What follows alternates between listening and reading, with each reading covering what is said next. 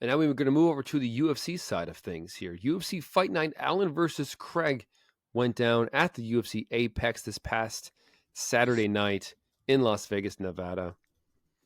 And here we go. Brendan Allen in the main event dispatches Paul Craig in the third round. The official time, 38 seconds of round number 3. I'll tell you, this fight felt like it was shorter than making it into the third round because of how dominant Brendan Allen was. Mark, start us off once again.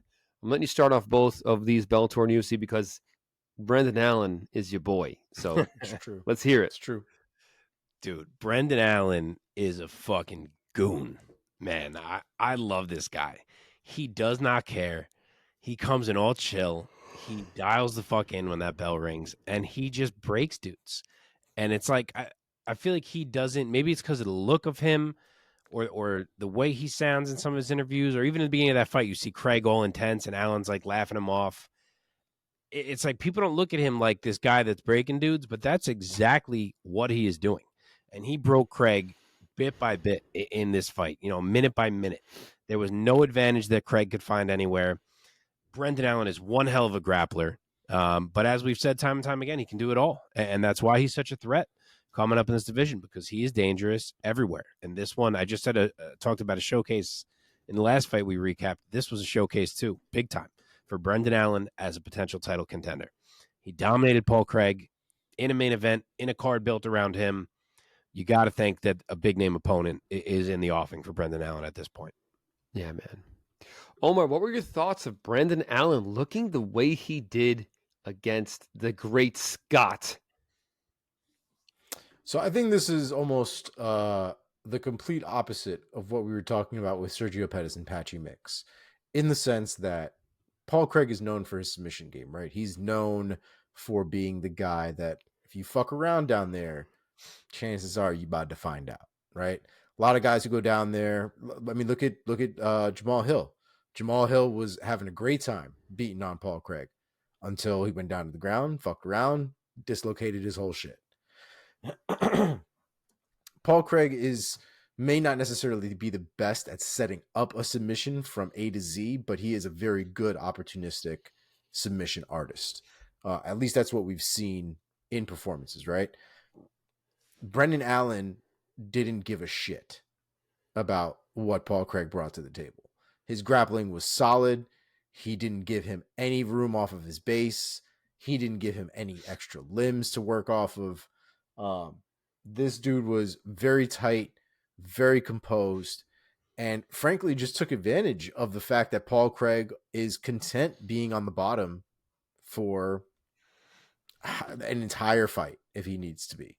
And it works for works for him sometimes. And a lot of times when he can't get a guy where he wants him, like Brendan Allen, he's just going to lose that fight because he doesn't necessarily adjust very well to anything else. It's seems to be either this game plan or bust. And Brendan Allen is just too diverse of a fighter for that to be the case. And like I said, just took full advantage of Paul Craig in that fight. And I mean, I feel like I took the bold pick with that one, right?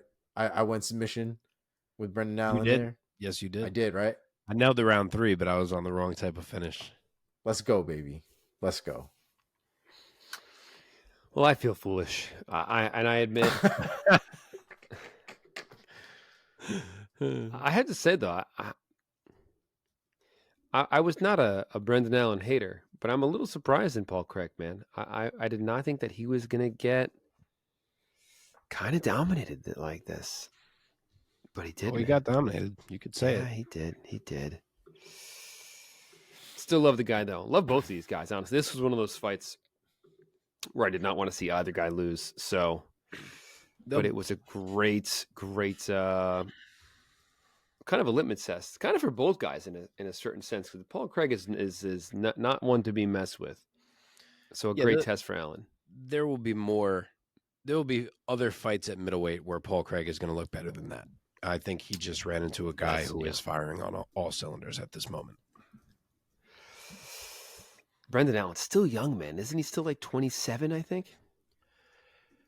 Something around there. That sounds accurate. Yeah, man. Let's see. So Yep, that's exactly right. after the fight, Brendan Allen is saying he wants a top contender. Mark, who do you think could be next for Brendan Allen? So I think it's one of two guys. I think it's Marvin Vettori, or it could conceivably be Hamzat Chimaev, which I think would be a really interesting opponent for Hamzat, which makes me wonder if the UFC stays away from that because they want Hamzat to end up in the title picture, and Brendan Allen is a little bit of a risk. But I think either of those guys are a great option. You know, Cannonier's hurt. Izzy's out for a while. Obviously, Strickland and Duplessis are fighting each other. Whitaker is hanging around. I know he said he doesn't like the Brendan Allen fight. I know he's still trying to get that Usman fight, which is what I want him to get. I love that fight. So, yeah, to me, it's Vettori or Chimaev, and I think both are great. Omar, any other thoughts? I mean, I know Paul Acosta is going to be out for a minute. I think time frame wise, that probably could work out. So I think I'll go the Paul Acosta way. What about the Scotsman, Paul Craig? Omar, any thoughts on where he could possibly go next for a more favorable matchup at 185 pounds? I mean, I know Fluffy's got something, right? Fluffy got something? No, because he got hurt and it got canceled, right? So I don't think he has anything. Is that what it is? No. I know I've thrown a name out there for Fluffy in the last couple of weeks, but Yeah, he doesn't have anything. I don't know how long he's hurt for. That's the only thing, but yeah. Yeah. Well, I'd still like to see that fight. I think him versus Paul Craig is a very, very, very interesting fight stylistically. Mark?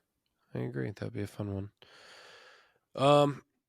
I think I matched Jack Hermanson up with someone else last week, but I'm going to go Jack Hermanson. And I bet I like this better than whoever I said last week because I really do like the idea of Paul Craig and Jack Hermanson in there. I think they're very similar. Obviously, Hermanson would have the advantage on the feet.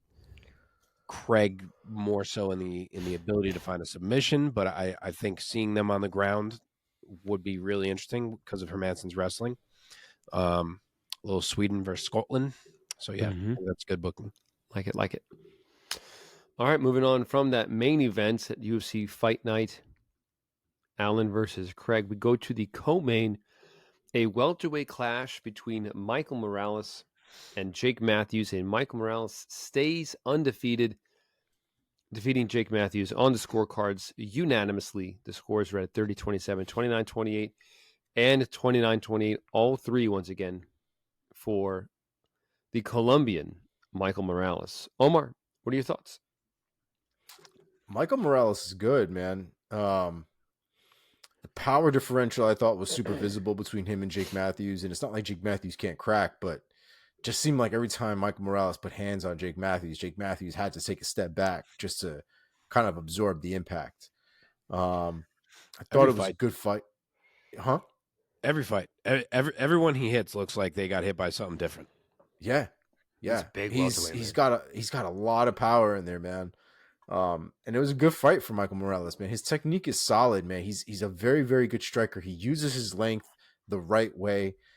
Even his infighting, when he does end up getting in close, I think is very good.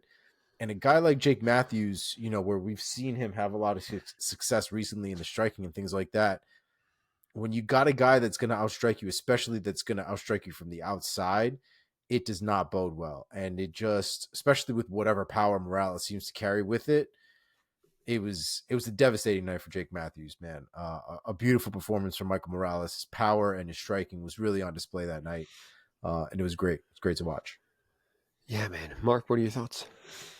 Yeah, agreed. This was a good scrap. Both of them left it out there for sure.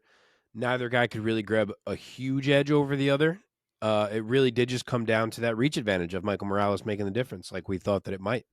Because Jake fought well, and he did find shots, but he just couldn't set things up the same way that he's usually able to. He couldn't counter the same. He couldn't jab the same, and it was all because of that reach, man. It makes a big difference, and Michael Morales knows how to use it. He manages the range really, really well. He found times to step in and to blitz Matthews, really, and he mixes angles with it, and he fought perfectly. And it was a learning fight for him, too, I think, to be in, you know, with a scrap against an experienced guy like Matthews, and he passed the test and keeps it moving, undefeated record still intact. Okay. Yeah, man. Michael Morales is a massive welterweight. He looks like a giant in there. And Jake Matthews, not a tiny guy. Not a tiny guy. No. That being said, what is next for this rising young phenom in Michael Morales? Mark? I'll go with Chaos Williams. He hasn't been booked in a while. He needs a fight. I feel like they're pretty equally threatening guys. And I think the winner of that fight would be positioned really well to potentially be fighting a ranked fighter or someone at least right on the edges of the rankings. So that is where I'll go. I like it. I like that. Omar? I think I'm going to be a little bit more bullish, perhaps, although I don't know Apprehensive. where the fuck this guy is anymore in the rankings. But I think I'm going to have him as maybe fighting the winner of Neil Magny and Mike Malott. Ooh, Mike Malott. I forgot Michael Magny's booked against Morales. Oh my a good fight. goodness. Yeah. It's a good fight. Mike Malott's got some real nice momentum under him. So it'll be He interesting sure to see how that does. goes. Yeah, man. Yep. Okay, moving on. Here we go. Lightweight division. Chase Hooper proves me wrong again. I got this one wrong. Defeated Jordan Leavitt by submission via rear naked choke in the very first round. The official time 2:58 of round one. Omar, give us your thoughts. This is a wild little fight because I'm still not sure if I'm sold on Jake Hooper's striking. What did I call him? I didn't call him Chase. What did I call him? Did I say Jake? is what you said, yes. That's not his name. Yeah, I'm not sold on Chase Hooper's striking just yet. He obviously got hit with some shit in that fight. Before it went down to the ground, he was able to recover and work his way into the area where he wanted to be in, which I thought was also very a good sign for him because Jordan Leavitt is no slouch on the ground. I think he's also very good in the jiu-jitsu realm. But Chase Hooper definitely looked like he was, on a different level in comparison on the ground, looked a lot more comfortable, had a lot more control. And obviously, all in all, was able to end it relatively quickly, especially after getting cracked a couple times. I mean, there was a moment there where I'm not sure Chase Hooper was looking straight. So it was good on him to recover and have a massive comeback in that fight. Yeah, man. Mark? Great win for Chase Hooper, man. 2-0 at lightweight and looking good. And these two went straight to the grappling. It seemed like Leavitt didn't want to mess with anything else. As soon as Hooper came out trying to walk him down, Leavitt just went straight to it. And we did get to see some great transitions from the two of them, so that was fun. But the transition that this man, Chase Hooper, hit us with to win that fight was friggin' chef's kiss. He started from 50-50 position, sat up, spun away to the back shoulder, got free, took the back, rolled through, got his hooks in, and choked Leavitt out all in about 20 seconds. From 50-50 to a tap in about 20 seconds. Just a filthy finish for Chase and a big win in a spotlight fight where he was on a main card. Yeah. I tell you what, though, he looks better at 155. 1,000,000%. He doesn't look nearly as sunk in. I mean, he looks significantly stronger, just visibly, than what he looked at 145. So I'm glad he moved up. Completely agree. Okay. Sorry for coughing. Omar, give us an opinion on what could be next for this new and improved and filled out Chase Hooper. I mean, the nice thing about Chase Hooper is he's got a little bit of recognition behind him, right? He's had the Baby Askren thing, and I think he's recognizable enough that you could probably give him somebody that makes with a little bit of name value, even though maybe they're not closer to them in the rankings. I'm not sure exactly which one I wanted to go in the direction of, but Michael Johnson recently has a fight with Darius Flowers on February 10th. I'm not sure if I want to go with winner for Chase Hooper or loser, but that might be a nice little rock to skip off of, Yeah, for sure. Mark, your thoughts? You trying to get Chase killed. I mean, where we at, baby? We're in the UFC. Let's go. Get to work. Fair enough. I think Chase, as I'm kind of just alluding to right now, I think he is tough to match up because it still feels like the wrong matchup could get him killed in about 30 seconds, and Michael Johnson could be that type of guy. So I'll try to avoid that, at least for now. He's only 2-0 at lightweight. I'll give him one more that feels like it doesn't carry the knockout type of danger before we cross that bridge. But I'll still give him a step up, and I'll go with Ricky Glenn. Veteran guy, Ooh. certainly could hurt Chase. Oh, But definitely. he's on a skid himself, and maybe Chase can break through a little bit and get a win over a veteran there, and then we throw him to the Sharks. Let's go. Dude, I totally missed Chase Hooper has been in the UFC for 8 fights already. Yeah, dude. Yeah. What the hell? Because he still looks so youthful. I guess I just don't remember there being 8 fights. Yeah, because he was up and But- down for a while when he was a featherweight. I mean, what was he 3-3 as a featherweight? I think he was. Yeah, Yeah. literally. He's only he's on this 2-fight little nice streak in lightweight. Yep. Yeah. Well, all right. Next fight: Amanda Ribas, round 3 TKO over Luana Pinheiro. My goodness, the official time. Where's the official time here? 3:53 of round number 3. Great stuff from Ribas here. Omar, start us off. Give us your take on this battle between these two fantastic lady strawweights. I was gonna say, dude. I mean, to be fair, this was a great fight from both ladies. Amanda Ribas walked away with a nice victory, a nice spinning back kick, a nice sequence to end, to have on your highlight reel for sure. But like, look at her at the end of that fight. That girl is lumped up. She looks like she just got like Hollywood makeup put on her after getting beat up in like a backyard. She was lumped up everywhere. Right side, left side, forehead, all of it. Like she's going to be sore and different colors on her face for like the next week. Pinheiro did work, and so did Ribas. This was a massively back and forth fight for a good majority of it. And I don't know if it was a strike necessarily, or if it was just a result of her hitting a wall from a cardio standpoint. But at some point, Pinheiro hit that wall and hit it hard, and Ribas took full advantage of it because it doesn't look like Ribas hits walls at all. And they say a lot of the time, man, that cardio is the scariest opponent that any fighter can encounter. And is one of the biggest fears that they have. Not getting knocked out, not fighting somebody bigger than them necessarily. Some of the biggest fears that fighters have is making sure you don't gas in the middle of a fight. I know the feeling just from training. Just the feeling of being gassed is the worst. Your body doesn't respond. Your mind works, but your body is just like, fuck you. And I think that's where Pinheiro got placed into in that third round and got completely mollywopped by Ribas to end that fight. So beautiful ending sequence by Ribas. Beautiful fight between the two women. I don't think Pinheiro has anything to be ashamed about. Probably some things to work on from the cardio department, but a great performance from both women. Mark, your thoughts?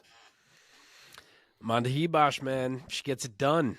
It wasn't always smooth sailing. Round 1 was a bit rough, as Omar alluded to. Pinheiro certainly had her moments.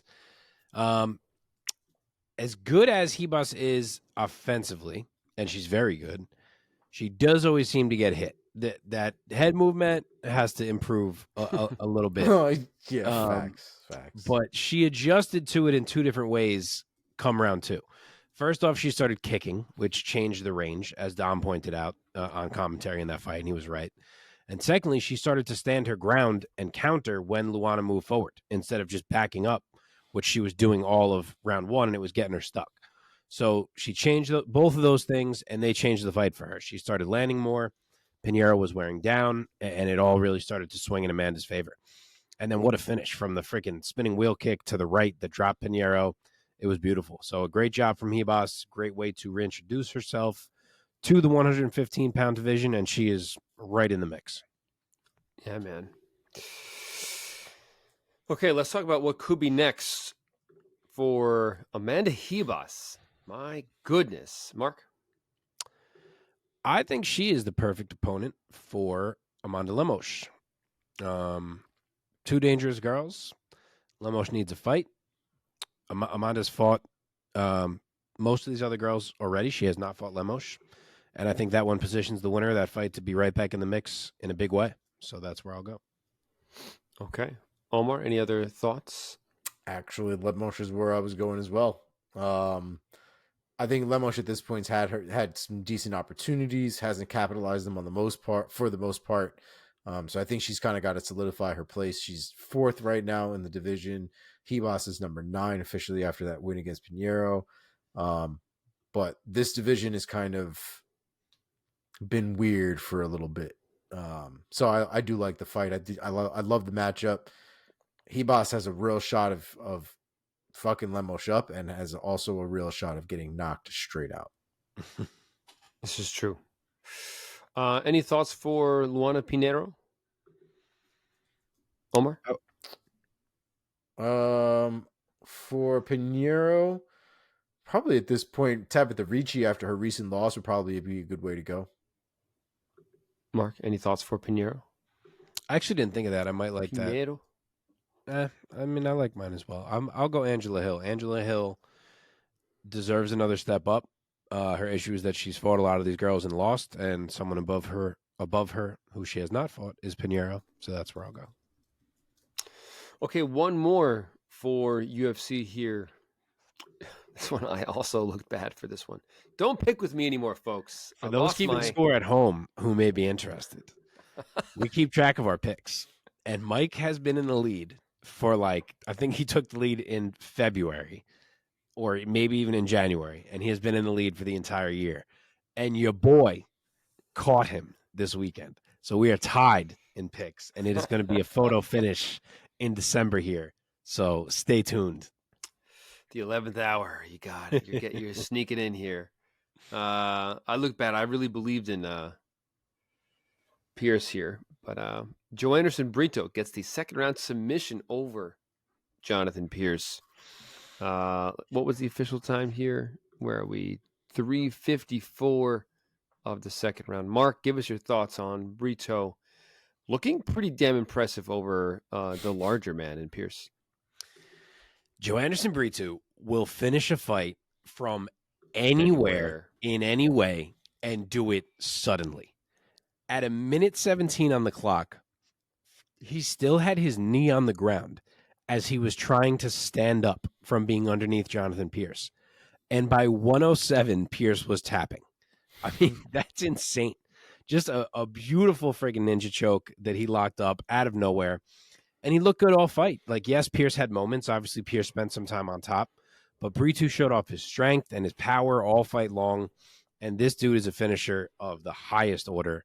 And that's a great win for him. Sure is. Omar, your thoughts? Yeah, I think the thing I loved most about this fight was apparently leading up to it, Jonathan Pearce kept getting asked about, what are you going to do if he stops takedowns or if he gets back up? And apparently Jonathan Pearce was like, well, then he has to do it. Let him do it. Show me he can do it. And apparently Joanderson Brito, it literally was able to just get up, sink in that choke, and really make this kid eat his words. I mean, granted, there is, Brito looked like he was in a bit of trouble. He looked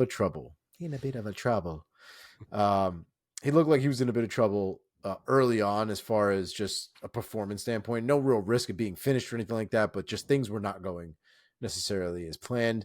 But he adjusted. He adjusted well, found a nice opportunity, sunk in that ninja choke really nice and tight. And I mean, just like Mark said, didn't take very long for him to tap to that. Yeah, great stuff from Brito. Mark, give us the name of who Joanderson Brito should be fighting next. So he deserves to step up. And the name I'm going to say may not feel like that because he's relatively new, but Muhammadjan Naimov recently beat Nathaniel Wood, if you remember that fight. Well done. And thrust himself into the mix. So I'm going to match those two up. I think Naimov, obviously, he beat Nathaniel Wood, but it was a little bit of a weird fight. I think he kind of still needs to prove it before he gets something bigger. So I think putting him and Brito in there makes sense and lets someone truly emerge. Nice. Omar, any other thoughts on that? I thought a fight with him and Billy Q would be a good way to go. Oh, baby. Oh, yeah. That's violence. Nice. All right, boys. Any undercard fights or fighters or performances that you guys just want to quickly highlight before we move on? I will touch on Mktybek Orolbai, who took a short notice replacement fight against Uros Medic. I forget how many days, like 3 or 4 days. I don't even remember. And dominated him. And the dude is a lightweight. And he took this fight at welterweight and grinded out Medic all fight long. Medic, he was supposed to fight a striker. Got this guy short notice. Definitely some tough circumstances for him. But he's shown some grappling before, and he had nothing for this dude Orolbai. I mean, he just methodically out-wrestled and then eventually out-grappled Medic. And to do that to a solid welterweight, when supposedly they're saying striking is Orolbai's best attribute, and he didn't even show it in this fight, and he's actually a lightweight, is saying something. So I'm definitely interested to see this guy next time out.